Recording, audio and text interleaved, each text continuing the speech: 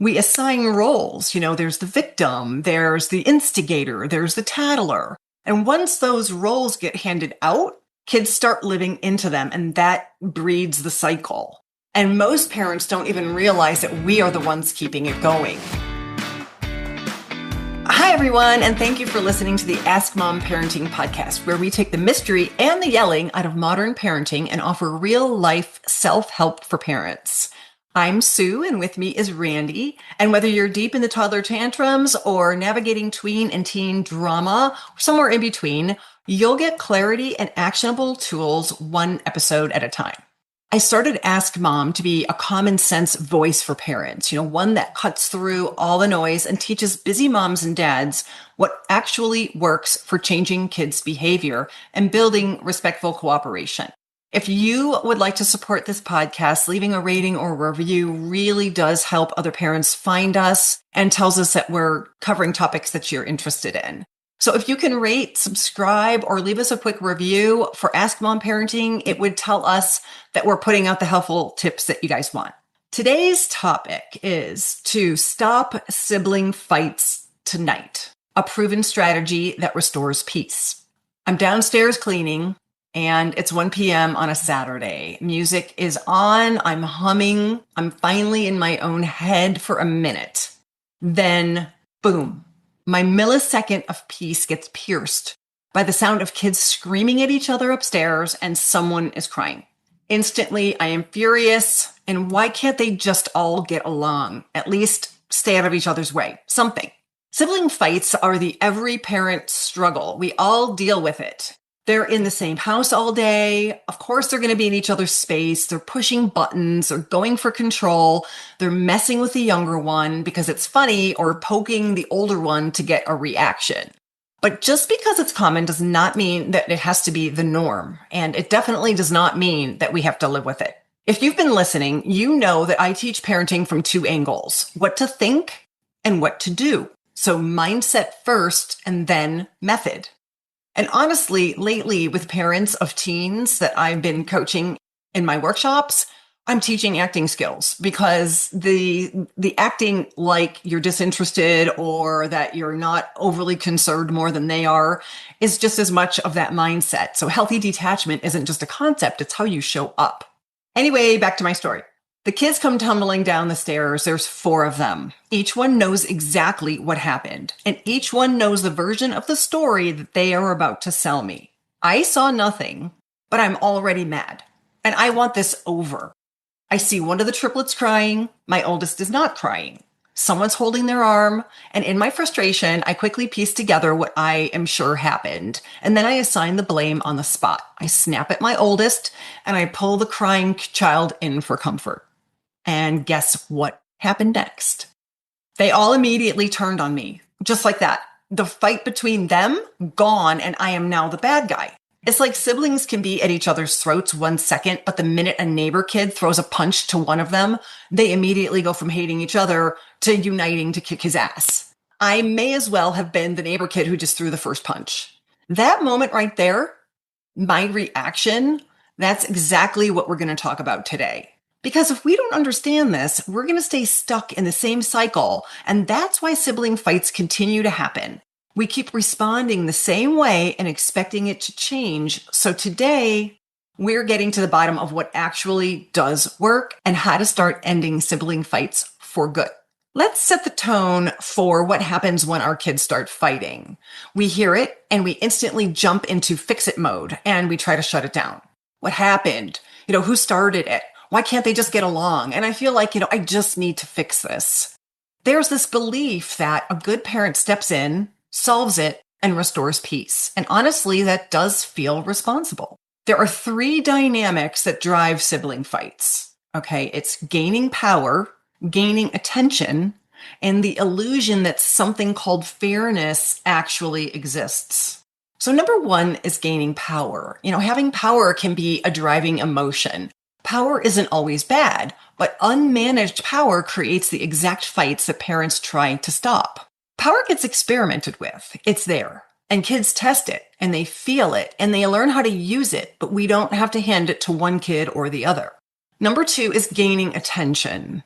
Attention is currency. Positive or negative, both pay. If it works, they keep using it. I never used to believe that a child was actually happy with negative attention until it happened to me. I tested this. Okay. So my oldest was perfectly okay making the triplets cry and having me involved. And I eventually turned this around with a simple hug and more one-on-one time because as it turns out, being yelled at doesn't solve the behavior. And number 3, sibling fights occur because kids have this beautiful little illusion that fairness is a real thing. Fairness and equality sound amazing, okay? But things are not equal. Trying to force them to be keeps you stuck in the middle of every fight. The law of averages will have someone winning, someone losing, and long term, it will roughly work itself out. If we keep getting involved and stepping in to balance things out, we're not teaching fairness. We're just redistributing power between our kids each time that we get involved. The moment you step in, one child wins, one child loses at your discretion, and those roles get reinforced into adulthood. With each fight you solve, there becomes a victim, an instigator, a good one, or a difficult one. Kids start to cling to these roles, and that patterning doesn't start with the kids. It gets built in from us getting involved. Wow. I am really glad we're talking about this today because this is definitely something that I'm struggling with right now a little bit. And it's funny because I think a lot of times, especially in parenting, if we're not really sure what to do, we sort of like default to, our childhood. Maybe we do what our parents did, maybe what we didn't want them to do. But in the case of sibling fights, it's funny because my husband and I, we really don't have much to draw from, even from experience. I grew up in a house with one older sister. She was about 8 years older than me. So that alone was just like a very interesting experience because, we definitely had back and forth, but a lot of times it was just like my mom would look and be like, why are you 12 years old arguing with a 4-year-old? So a lot of times, like there were some like default things that I think, my parents would do, especially because the age difference was so great. So my kids are 3.5 years apart. And my husband is the only boy with 2 older sisters, 6 years older and 10 years older. So in that case, they were just like protective of the little brother. So we're like looking at each other like, he didn't even really have many sibling fights. We don't even know what to draw on from our own experience. And our kids, 3.5 years, are just like, it's just enough to like, they have more in common than like we did with our siblings to like really get under each other's skin. And I think it's interesting that you mentioned like how your kids kind of turned a situation on you because that like light bulb moment went off because that's happened to me a lot too, where like my son is the younger one, but he's pretty protective of his sister. So he'll come and like, this thing happened and it was so unfair. And if I address it with her, a lot of times he'll be like, don't get mad at her. And when you said that, I just like, wow, it really clicked. And so I'll definitely probably have some questions for you, as we talk about this, but I do really have to say, I do like that you talked about the roles that will start to pattern and take with them into adulthood. And I think that's really important because I think especially today, I think a lot of us parents, we come to this journey and seek out people to help us with parenting because that's exactly what we don't want. We want to teach, healthy conflict resolution with them as kids and not like take those patterns and almost like identities into adulthood because I could definitely see where that might happen. Well, as you're talking, I'm kind of reminded so I thought about when I was writing this and researching this, I thought about my own kids and my personal experience because, that was talk about a light bulb moment when my kids turned on me. I'm like, whoa, like I'm a pretty quick study. I'm like, okay, all right. I know what not to do. But when I think about my own sibling relationship with my older brother, who's 3.5 years older, and it's interesting because yes, he was very much a tease back in those days. It was like teasing, teasing, teasing. And he used to punch me, he used to pinch me. And, I'm not a real tattletale type, but a few times I was just like, I didn't know what else to do. And I did tell my parents, and there was a mix between them doing nothing. So I felt like, what good is it to say anything? Or my brother getting hit. And I remember one time my brother punched me and I was starting to kind of swell up on my arm. And, my brother got his butt beat like back in the day. You know what I mean? They took him in the other room and I heard it and I was like, oh, like if I was a person that was tempted toward being drunk with power, I would have been like, oh, that's easy to, get him in trouble. But I'm not that way. So what I ended up doing was like protecting him. And so it just the dynamic, like there's a lot of psychology and layers that go on between sibling fights. And there was a lot of just that underneath layer. And it's a very real thing that we are establishing roles with our involvement. So I'm excited to get into today's podcast because what I'm talking about is going to neutralize all of that. Parents, as we're talking about now, like parents unintentionally do keep fueling the cycle of sibling fights that they hate so much. We step in because that's what good parents do, right? But first we want peace and we're sick of the fighting and we feel responsible for stopping it. But let's be honest, how's that working out for us? Because every time I stepped in, I would have bitterness from the kids, or again, they would turn on me. So we also tell ourselves that we're preventing someone from getting hurt. But kids get bumped, they get pushed, they get upset, and that's part of childhood. Why do we think we need to eliminate that between them?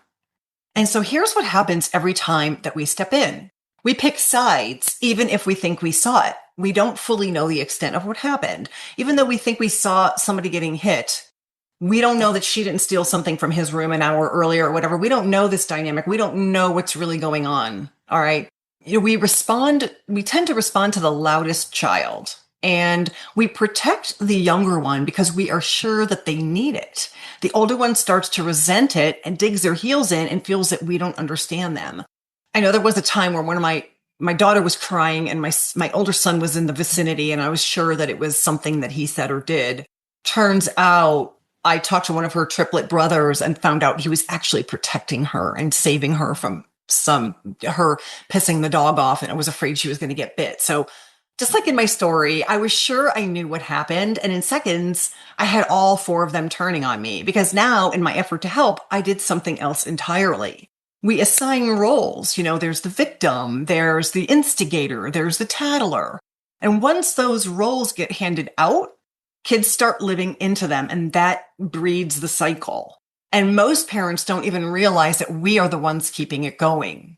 Yeah, that's a really good point. Yeah, I think it's definitely something that is kind of getting brought to my attention right now, that as you say that, 'cause I'm like, yeah, I do step in to protect my younger one. And that's exactly what my mom did with me too. And I know for me, as my kids get older, like I'm trying my best to stay out of things completely and let my kids handle things. And, sometimes that's really hard. So if I want to take a step back and let my kids handle the conflict independently, what is the best way to start doing that? Okay, so today we're going to talk about solving sibling fights for good today. Okay, that's it. There's one key strategy, and there are two reinforcement behaviors that you can do that make this strategy work. The number one strategy is to stay out of fights. We've been leading up to this whole time. Stay out of it. All right. And I don't mean sometimes, I mean always. Okay. If you didn't see what happened, you're out. Even if you did see it, you're still mostly out. You are not the referee, the judge, or the jury. Your job is simple. Simply stay out of it. The only way that we would get involved is for safety, not to solve it. If someone is hurt or bleeding or in real danger, you step in to keep everyone safe, not to investigate, not to assign blame, just to tend to the boo-boo. That's it. We're staying neutral, and I will teach you how. Here is why this works. And, don't worry, we're going to get to how to do this effectively. Sibling fights don't just happen. They work for the kids. There's an element working for them. They work because they pull you in, and there's a payoff for one of the kids. One kid gets attention, one kid gains power, one kid gets to be the victim, and you become the authority that they play off of. So the fight isn't the problem. The payoff is. When you step in, you create the winners and the losers. You reward the loudest or the most dramatic. And you accidentally train those roles, the victim, the instigator, the tattler. When you stay out, the payoff disappears, the audience is gone, and the power shift dies. And over time, the fight loses its purpose. And here's how you'll know you're winning, because I promise you, someday you're going to hear, "I'm telling mom." And the other kid will say, "Go ahead, she's just going to tell us to work it out." And that's the moment you've officially stepped out of the triangle. So we shift the lens, and instead of reacting, we start observing. There's always a purpose behind the fight. Kids are constantly testing us. They're asking, who am I in this family? What works with mom? Where do I get my power? And so in fights, you'll see patterns. The victim, the know-it-all, the power tester, the attention grabber. And your job isn't to stop the fight. Your job is to understand what the fight is doing for them. Ask yourself, who is gaining something here? In a quick example, a brother who's 4 is messing with his sister who's 5. While she's watching TV, he's pulling her shirt, he's tracing letters on her arm, and she says, "Stop." He keeps going. She bites him. He cries. She gets in trouble. And it looks obvious, right? Wrong. He won. He learned I can provoke her and she gets in trouble. And that is power. Kids don't plan this consciously, but they absolutely do repeat what works for them. And here's the part parents don't love hearing. If he doesn't want to get bitten, he'll eventually learn to stop provoking her. That's the natural consequence doing its job. So if the strategy is to stay out of fights, here are the 2 reinforcement behaviors that will make this strategy work. Reinforcement number 1 is set the boundaries before the fights happen. This is where most parents can kind of get confused. You don't explain during the fight. You set it up before the fight happens. A calm training moment, okay, a neutral tone. You'll say something like, "If you fight, I'm not getting involved. I'm no longer getting involved in the middle of your fights. You're going to need to work it out or separate. If this keeps going, the activity stops for both of you. No investigation, no courtroom, and no one wins. Everyone is in the same boat, treated equally. Equal consequence for both fighters. Not a punishment, just a reset." Here's an optional tip for young kids. I love this idea, and we use this with ours. You can train them to use something like a peace rug or a peace spot, like an area. You can give them a very simple process, and then they take turns, they talk, and they reset. There is no need to overcomplicate this. This is probably, I would say, anywhere from 3 to 8 can use this. But, even if you've done it when they were younger and it's kind of a habit that you've created in the home, it could go on for forever. The power is in you not stepping in. You're going to train them how to use this first, okay? You're going to have the rug or the area as a designated neutral space where they can take turns listening, sharing, and giving, expressing feelings and find compromise. Yes, you will have to facilitate this for the younger kids until they get the hang of it. You're going to show them what's expected, but they can pull out the rug or they can find the safe space where they sit and they ask each other a question, and they will have to hear each other out and find a compromise and put themselves in the other one's shoes for a moment. Reinforcement number 2, build the skill after it happens. So far we have prior to the fights in a neutral time, we're going to train them. I'm no longer getting involved. Both of you will have consequences if you're fighting. And here's how this is going to play out before the struggle. If you're noticing a lot of, like in your case, Randy, you're saying that your kids are starting to fight a little more, you're going to take a training moment and you're going to tell them, "Hey, here's the new MO. I'm not getting involved." All right.